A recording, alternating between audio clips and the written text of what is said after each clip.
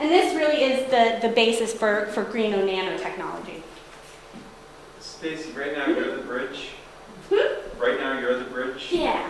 Hey, yeah, I am. And how many other of yous are there that do both toxicology and the engineering and all Yeah, there's not very many. There's not very many. But there's a lot of people that are in this camp that are holding hands across up to that camp. But yeah, I just happen to be right. Don't give up. Hey, thanks. Okay, so now I want to just focus this in on Oregon, because Oregon, the legislature here, and the academic, or the school systems, and the Oregon Nanoscience and Microtechnologies Institute, which is kind of this umbrella organization that pulls together all of the colleges and universities. It pulls together industry interests, and it pulls together government, local government agencies into one umbrella where we can work together on these problems. Okay? So green nanoscience, what this means is using the basic principles of green chemistry, which were actually established at University of Oregon, in case you didn't know, where green chemistry is trying to enhance the efficiency of the process, okay, and to ultimately reduce the hazard associated with a process. Nanoscience, on the other hand, is where we're reducing the size of it and we're enhancing the properties.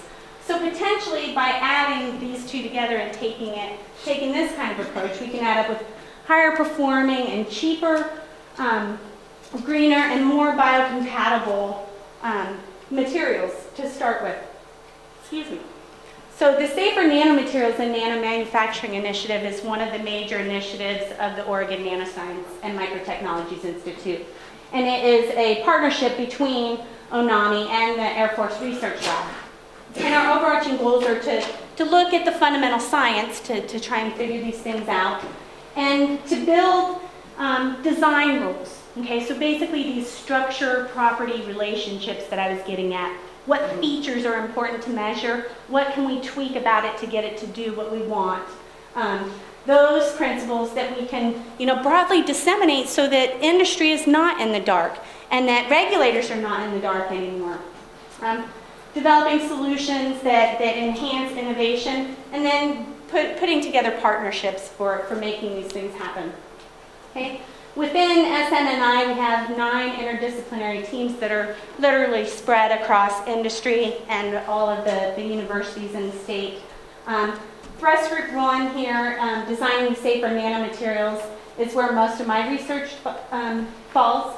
And so I'm going to talk with you a little more specifically about some of the things that have come out of the 3 different thrust groups, but primarily my thrust group. So green chemistry within SNNI is really bringing us better solutions to what we've been doing. As far as the synthesis of materials goes, as far as purification, processing of these materials goes, new ways of producing them that are safer, more economical, more efficient, and then figuring out those, what features do we want on these materials and what features do we want to avoid. The broader impact of this is that we can have smart design. We can think ahead and do almost virtual manufacturing where you think through of what you want it to do beforehand. Enhancing transparency to the public by, ultimately testing the materials and making that information available. And then providing this framework for stewardship for the future.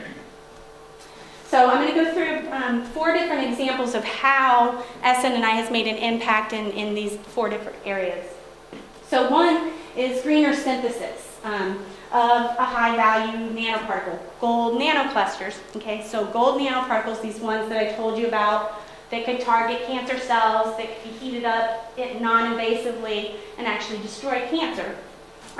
This was really the traditional approach for building the nanomaterials, and you don't have to know the chemistry of it, and we will not have a quiz at the end. But there's a couple of chemicals in here that you don't want to be dealing with if you don't have to, okay? So you have diborane, which is very highly toxic and highly flammable, so you have a couple concerns for risk there. And then you have benzene that we know is a health hazard. This whole process is very time-consuming, really hard to scale up from a benchtop synthesis, and it requires a lot of solvent, which it just becomes waste after you use it. So when you're purifying it, all of the stuff that that's going through to purify it is coming out as waste. So it's very wasteful. So let me show you the new method where they just tweaked the processing of this, and now we came up with a safer, easier preparation, okay, that reduces 2 cubic foot of the diborane per gram of nanoparticles and cuts out the benzene altogether. This is a rapid synthesis process, and it's a whole lot cheaper. So we're looking at $500 per gram versus $300,000 the old way. Cool. Okay? It's also much cleaner. Okay, so you're not using all that solvent to clean it up. Okay.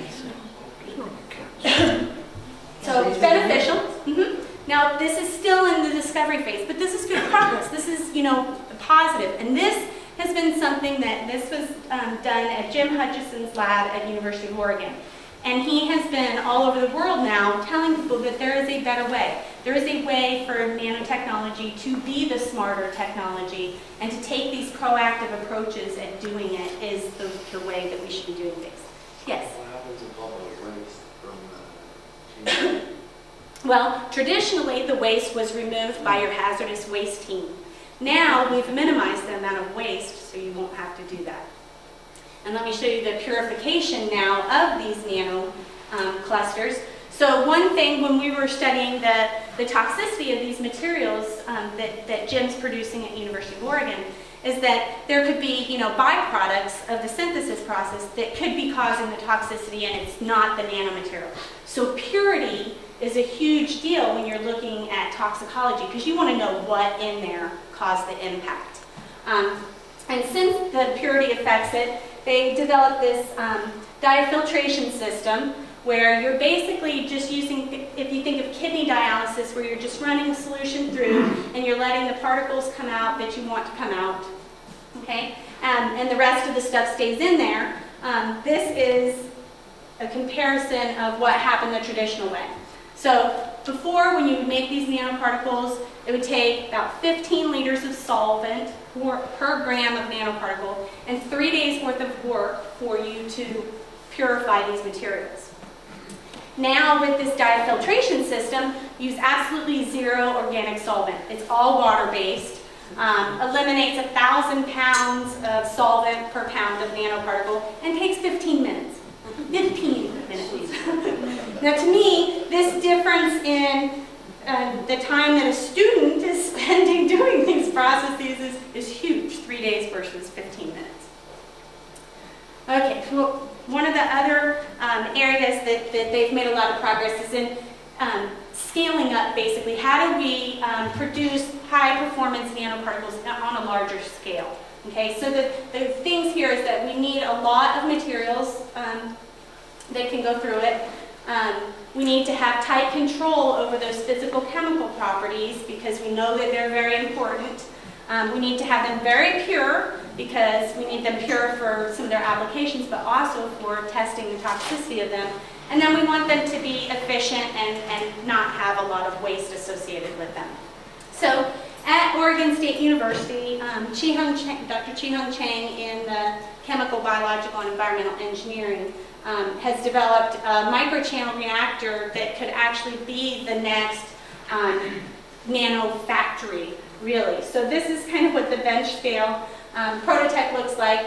And so here, literally, in microchannels that you can barely visualize with the naked eye, you're adding atom to atom, and you're synthesizing, creating the chemical reaction right at the point where the chemicals meet. Okay, so here you add the two chemicals, and right here they're starting to come together and they form those clusters. Okay, and then it goes through and you add another reagent, and it stops the growth of the cluster, and then it allows for the next thing, which is decorating it with the surface functional group that you want on it.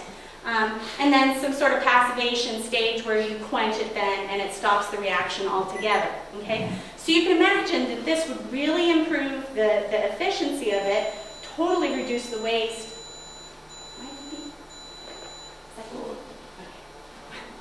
Nobody hears beeping? Yeah, okay. Oh my God, I lost my mind altogether. Okay. So let me show you what this process So just not getting into too much detail, this is the throughput, and the green one is the new method with the microchannels, okay? So just looking at the amount that you can produce, gram per hour, we see a huge increase, okay? We have a yield increase from 20% to 80%, so that's huge. On the other hand, the solvent waste, this is the traditional method, using it in batch. This is now the new method, so we have, much less wasteful, and it's much cheaper, and this particular process where you're using the microchannel reactors to make these things is broadly applicable to other nanomaterials. Okay, and then the last example is this designing safer nanomaterials. Okay, so trying to get the data and the information we need on which to base future production of nanomaterials.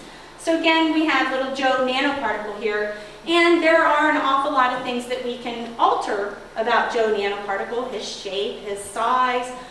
These surface functional groups, we can put just about anything on there, what we make the core up of. So it's widely tunable, but we need to know which features of that do we need to tweak to make it safer.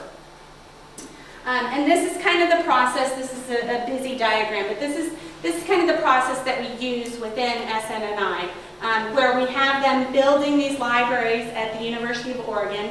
And they're building libraries because then what we can do is just change one feature of these materials. So we can have a whole series of gold nanoparticles that just change in the size. And everything else about them is the same. And then we can have a whole series that just change the surface functional groups, but they're all the same size. So you can tweak one parameter at a time to try and get back at which ones are important, or which combination of them are important to know. So here we then take these materials and we test them in a broad array of animal systems. The systems that we're trying to set up in the lab are broad-based biological systems. We're trying to make sure that they're rapid assays because we don't want a 3-year study to go on for every nanomaterial that's out there. And so we try and make these assays so that you can accomplish this and get the information very quickly.